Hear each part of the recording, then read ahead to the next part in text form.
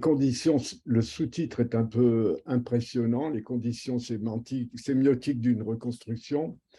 En fait, j'avais fait il y a un an un exposé à l'ouverture du séminaire d'un collectif La Reconstruction. Et je vais restreindre mon propos sur un point qui peut sembler assez mineur, celui d'une typologie des signes ou plutôt des modes de sémiotisation, ce qui me semble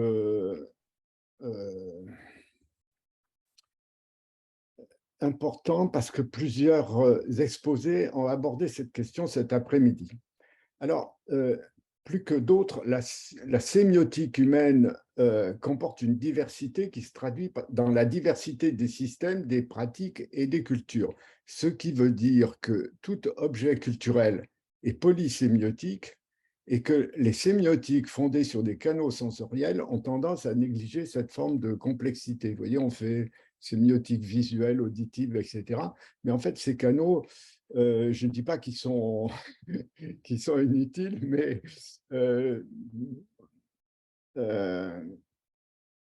la typologie des formes de sémiose ou de sémiosis détermine celle des signes et la rend, si on peut dire, secondaire.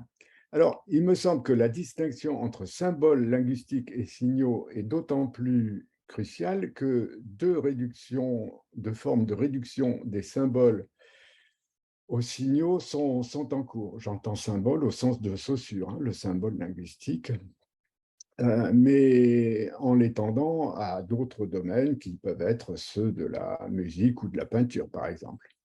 Alors, la première réduction, c'est la réduction numérique dont on vient de parler, qui intéresse l'ensemble des institutions et des pratiques.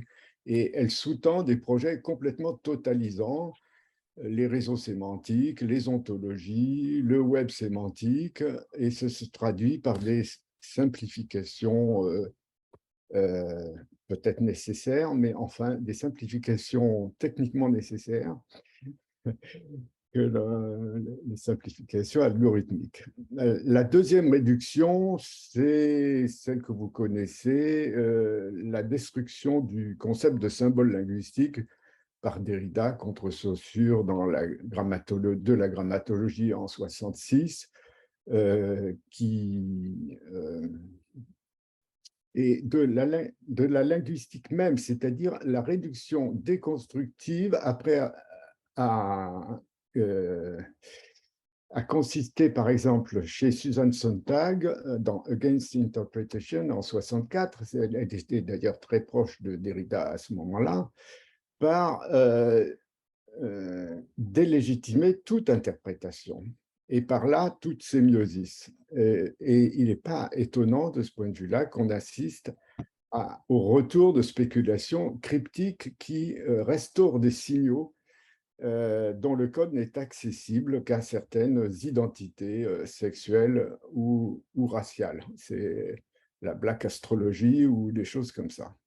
Alors, la désymbolisation affecte non seulement les performances complexes comme la textualité, mais aussi des régimes de temporalité et de rationalité nécessaires à la vie sociale. Et ces deux formes de désymbolisation ont tiré parti des faiblesses épistémologiques de la sémiotique, ce qui veut dire qu'un approfondissement, à mes yeux, s'impose pour contribuer pour permettre à l'ensemble des sciences de la culture de remplir leur mission d'élucidation.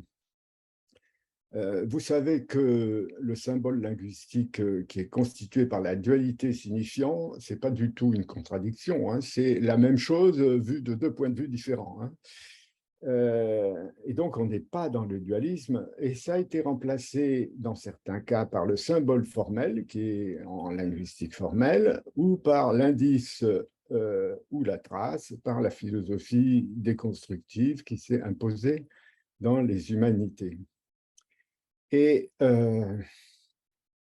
une des grandes formes de réduction a été celle des théories de la communication, qui sont largement favorisées évidemment par les tutelles, hein, ce qui, par exemple, la linguistique c'est rattaché pour l'essentiel au domaine de la communication, comme si les langues se réduisaient à des instruments de communication. Or, la communication n'est peut-être pas un domaine d'objectivité, c'est un secteur économique qui est dominé par des géants bien connus. Par exemple, la question de la différence des langues devient secondaire. C'est un obstacle à la communication. Ce n'est pas du tout un objet de description. Alors que le problème fondamental de la linguistique est précisément celui de cette diversité. Alors, c'est donc dans leur forme de sémiose ou sémiosis particulière que l'on peut chercher la caractérisation des langues et des autres performances sémiotiques complexes, en précisant d'une part préalablement que le mot language en anglais peut désigner des langues ou des langages formels, et quand on parle de langage naturel en informatique, par exemple, il s'agit de désigner des langues qui sont de part en part culturelles. Donc, il y a une sorte de confusion sur le mot même de langage qui se retrouve dans les dans les recommandations du cadre commun scolaire. Je reviendrai là-dessus. Alors, vous savez que les langages formels sont des codes. Hein. Le code, on peut dire d'ailleurs que le code Morse est un peu oublié, mais, mais le plus connu reste le code informatique. Alors, un code, c'est un ensemble fermé de signaux, dont chacun correspond à un état externe, hein, que l'on peut appeler son référent ou son domaine d'efficacité, et c'est conforme à des règles de formation ou d'institution. Les signaux d'un code sont définis à tout moment par leur nombre et leurs référents, qui sont des objets ou des actions qu'ils déterminent. Et bien entendu, les codes sont explicites et explicitables. Ils sont purement conventionnels, sans histoire interne propre, et ils n'évoluent que par décision successive. C'est exactement tout le contraire pour les langues ou les performances complexes comme la musique ou la peinture. Alors, je voudrais d'abord, parce qu'on a eu en sémiotique des définitions extrêmement accueillantes du signe, aliquid stat pro aliquo. C'est ce que disait Écho, si on peut dire en écho à la définition scolastique, quelque chose qui appelle autre chose. Mais à ce moment-là, il est bien entendu que se pose le problème majeur du pansémiotisme, c'est-à-dire vous ouvrez la fenêtre et vous êtes assailli par des signes, les nuages sont signes de pluie.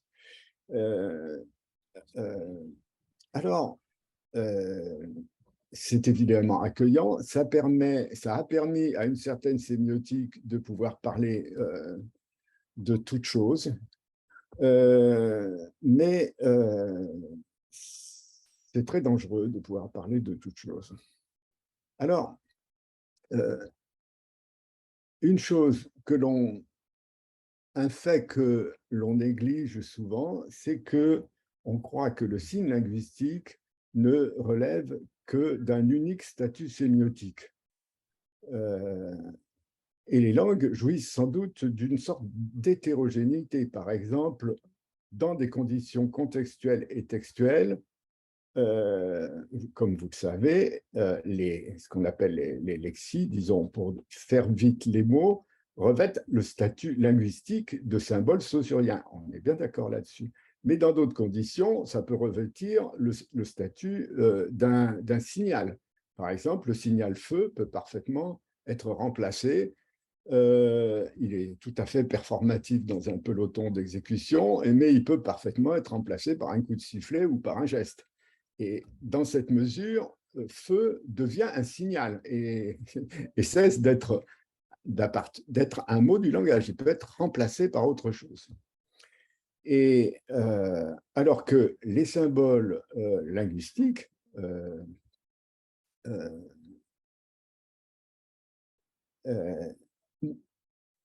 ne sont pas soumis aux transformations contextuelles. Vous voyez, le feu, ça marche toujours. Enfin, ça marche toujours quand les conditions de félicité, comme on dit en pragmatique, sont réunies. Mais les signaux ont un caractère figé. La stéréotype, ils ont des contextes, mais c'est des contextes parfaitement stéréotypés, par exemple dans les rituels, et ça les soustrait aux transformations contextuelles qui font que chaque occurrence d'un texte est un apax, c'est-à-dire un contexte singulier. C'est ce qui a été souligné aussi bien par Prodikos que par Schleiermacher ou par Saussure. Hein. Alors, dans d'autres conditions, un mot peut revêtir le statut d'un index. Par exemple, quand on fait l'appel, chaque personne doit réagir au prononcé de son nom. Et mais la même fonction d'index peut être assurée par un chiffre dont on a fait un numéro d'identification. Et on a affaire alors à une sorte de fonctionnement codique, comme pour les signaux. Et d'ailleurs, c'est un fonctionnement qu'on peut dire généralement signalétique. Et une chose sépare définitivement les langues des codes, c'est que la langue est plurisystématique. Il y a tout un ensemble des normes entre le système et la, entre la langue et la parole, comme on dit, et cet ensemble des normes qui est très peu décrit, à quel on a accès que maintenant un petit peu par la linguistique de corpus, où on trouve toutes sortes de régularités qui sont inconnues au bataillon grammatical. Ces normes, c'est l'espace de la culture pour une bonne part, et elles ont une historicité différente, ou du moins un mode d'évolution différent des règles, qui sont sans doute non pas des règles au sens des règles des systèmes formels, mais des normes invétérées, c'est-à-dire que ça évolue très lentement. Le système de l'article en français est encore en évolution à partir du latin, par exemple. Alors, question, l'index dont je viens de parler plus haut dérive sans doute de l'ostension désignative, mais l'ostension désignative, elle est propre à l'humanité et les primates ne la connaissent pas. Hein. Alors, faisons une hypothèse, ou du moins regardons du point de vue de l'évolution. Les signaux sont sans doute les plus anciens parmi les animaux supérieurs. J'entends par là les mammifères, oiseaux et céphalopodes. Ils sont massivement utilisés dans les sociétés animales, que ce soit les cris, les sifflements, etc., qui peuvent être déclinés, par exemple, par le nombre de répétitions ou la nature du danger. Par exemple, chez le monde de Campbell, les cris ne sont pas les mêmes selon qu'il désigne un aigle ou un serpent. Et quand ce cri est poussé, les congénères regardent soit vers le ciel, soit vers le sol. Bon. Et les signaux sont aussi le moyen majeur de communication avec les animaux domestiqués. On a appris 400 mots, voire plus, à des chimpanzés. Mais ça ne veut pas dire que les chimpanzés soient saussuriens. Simplement, ils font comme certains, ils utilisent les, les mots comme des signaux. C'est tout. Ça n'empêche pas, évidemment, l'à-propos.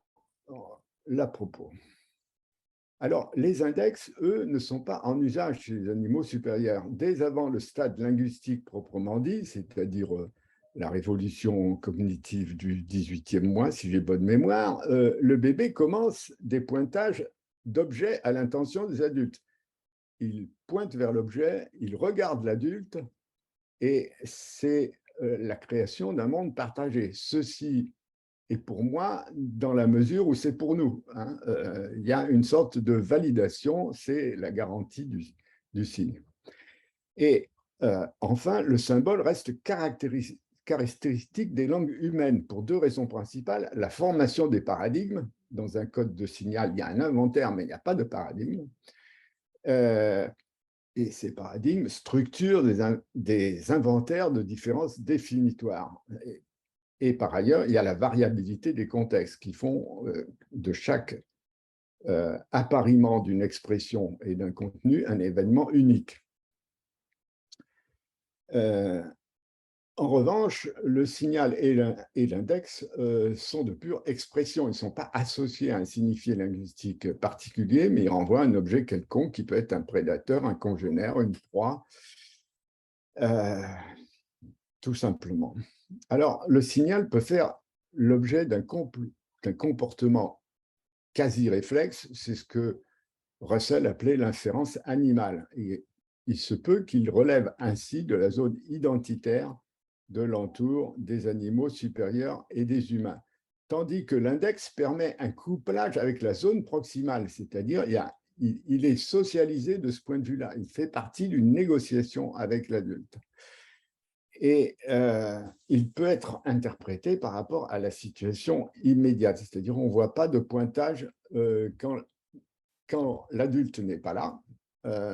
Et, euh,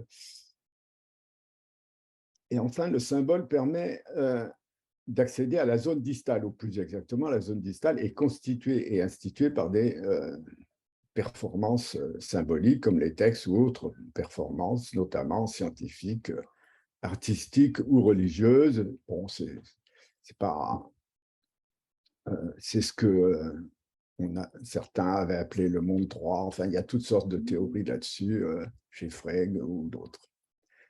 Alors, j'en viens à la question de la désymbolisation. Comment le processus de désymbolisation prend des voies différentes.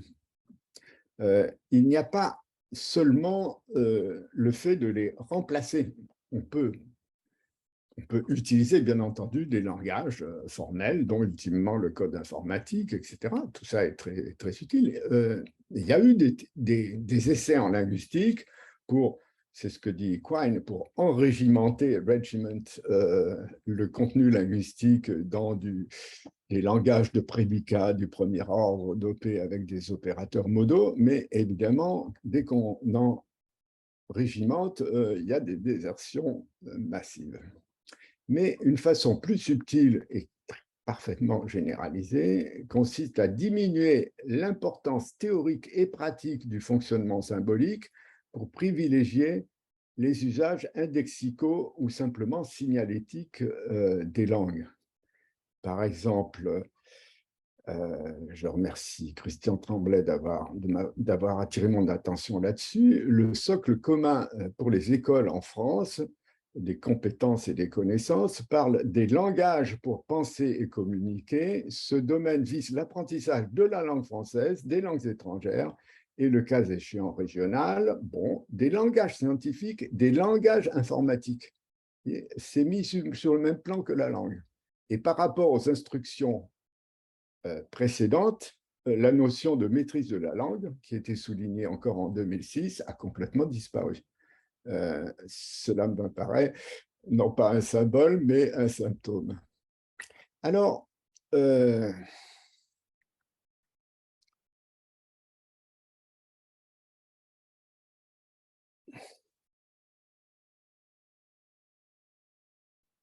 y a eu en fait toutes sortes de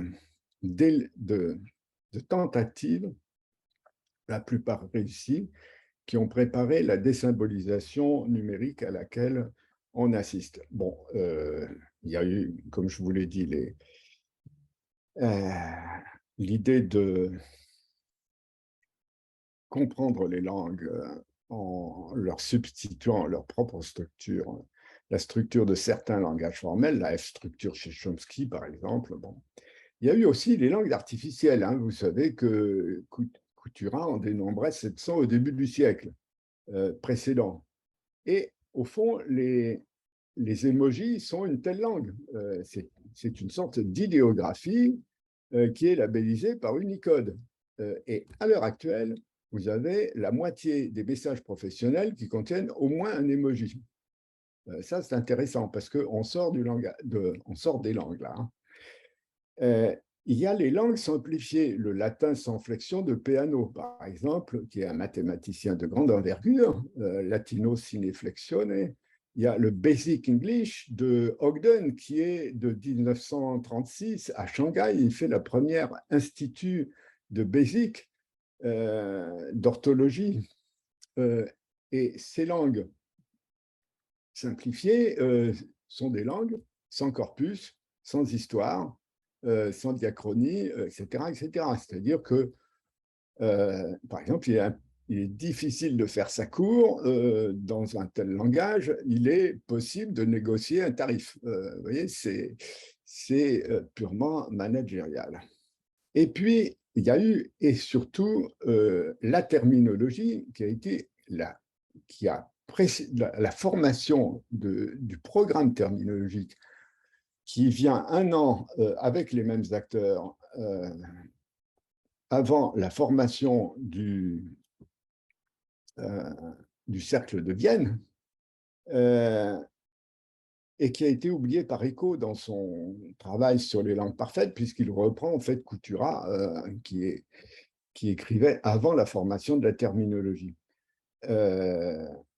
Pour Wüster et Dreesen, qui sont les fondateurs de cette école, les termes ne sont pas des unités linguistiques, c'est des concepts indépendants des langues.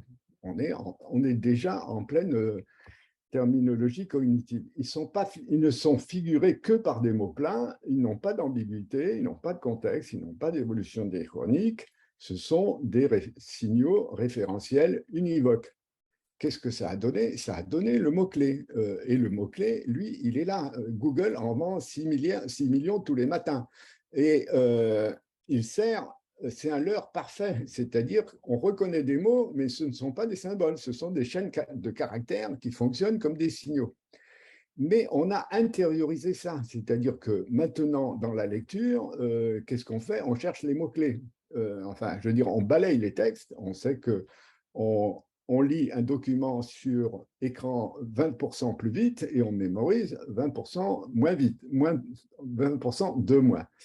Ce n'est pas un hasard. Et finalement, les émojis sont eux-mêmes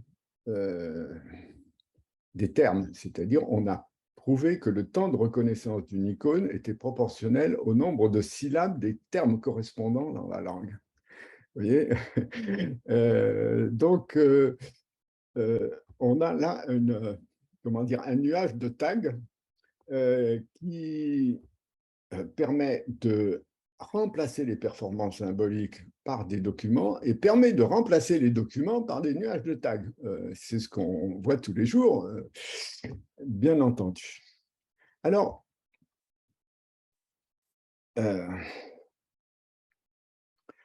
il y a aussi dans cette perspective la réduction de la textualité. Vous savez que le texte, c'est un palier de complexité majeur et l'unité fondamentale de l'analyse linguistique. Le mot isolé n'existe évidemment pas, c'est un passage de texte. Bon, sauf que si j'écris mort dans corps mort, dans mort aura ou autre, mon clavier me propose un emoji qui est toujours le même. Vous voyez, c'est et les formats courts comme le tweet, les formats courts, je dirais, impossible dans quelque éditeur que ce soit de proposer un texte d'1 million de caractères. C'est impossible. C'était possible il y a 30 ans. Et paradoxalement, la surabondance crée aussi un appauvrissement de la textualité. C'est-à-dire que vous avez des politiques de flux des médias qui multiplient les textes répétitifs, mais finalement, ce ne sont peut-être pas des textes, ce sont des choses qu'on peut produire par combinatoire de mots-clés, ou en tout cas, pas grand-chose de plus. Et d'ailleurs, on s'y emploie. Hein. C'est en même temps, c'est-à-dire il s'agit d'accroître le temps passé en ligne pour accaparer le temps de cerveau avec quelque chose qui a l'air d'être du texte, mais qui n'est que du document, d'une certaine manière. En tout cas, c'est une tendance. Alors, quelques orientations, le temps passe, quelques orientations pour un agenda. D'une part, rétablir les droits de l'absence, ce qui est fondamental dans le fonctionnement des langues et d'autres systèmes complexes, sémiotiques complexes, c'est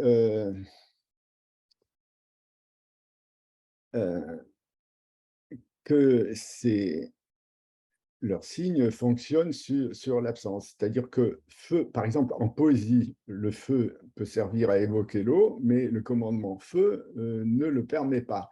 C'est-à-dire qu'un signal n'évoque rien que lui-même, hein, alors que tout l'ensemble des mots non dits fait partie de la signification dans un texte. Tout ce qu'on demande à un signal, c'est d'être discret. Le signal peut être, en cela, peut être converti en un langage logique élémentaire qui est la numérotation binaire. Et les signaux n'ont pas de paradigme, hein, ils n'ont pas de classe, ou du moins pas de solidarité de classe, entre guillemets. Hein. Je veux dire, il est impossible de dire dans un langage de signaux la noirceur secrète du lait, comme on le lit en poésie, par exemple. D'autre part, alors que les signaux, index et icônes, enfin disons ce que j'ai appelé le régime signalétique par opposition au régime symbolique, articulent des unités discrètes et ponctuelles, elles ne connaissent pas le rapport forme-fond au sein de chacun de leurs relatas, parce que leurs relatas sont à la fois hétérogènes et externes. Et ce sont des signes qui ne mettent pas en œuvre la dualité entre contenu et expression qui se caractérise par une interdépendance. C'est ce que Janslev appelait la présupposition réciproque.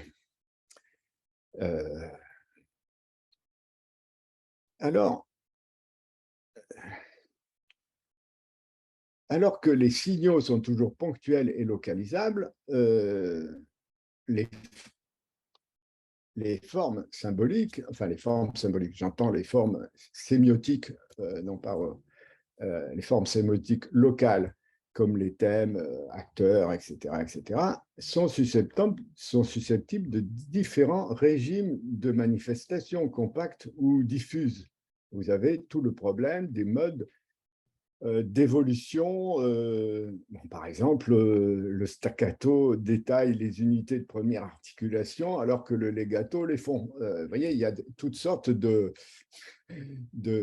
conduites de l'évolution des formes avec des opérations récursives d'addition, de délétion, etc. On peut décrire comment dans un texte, il y a des formes qui émergent, se diffusent ensuite dans des fonds, réémergent, etc. C'est le b.a.-ba de l'analyse littéraire. Et le symbolique est le seul régime sémiotique où l'interdépendance des fonds et des formes permet de construire une morphologie, en tout cas impose de la construire. Et tous les arts connaissent, de ce point de vue-là, l'opposition forme et fond, et la dualité d'ailleurs, répétition-événement dans le temps comme dans l'espace. Alors, pour faire bref, je sens que le compte à rebours est commencé. Je rappelle donc que simplement, il faut tenir compte de principes. Pour définir ces signes et les distinguer, ces régimes sémiotiques, il faut tenir compte de principes de contextualité, de textualité et d'intertextualité. Les signaux n'ont pas de contexte, ou du moins ils ont un contexte local immédiat, mais qui ne modifie pas leur signification, qui permettent de la déterminer. Ils n'ont pas de textualité et ils n'ont pas d'intertextualité non plus. Un corpus de signaux ne change pas la sémiosis des signaux de ce point de vue-là. Et enfin, ce qui est aussi très important, c'est que les codes signalétiques ont une sémiose, on peut dire une sémiose ne connaissent pas l'opposition et l'articulation entre sémiose externe et sémiose interne. Vous voyez, quand Saussure, par exemple, parlait de linguistique interne à propos des Nibelungen et de linguistique externe à propos de l'histoire du royaume des Burgondes. On retrouve la même opposition, par exemple, chez Jacobson à propos de la signification de la musique dont a parlé Nicolas Meus au début de ce colloque.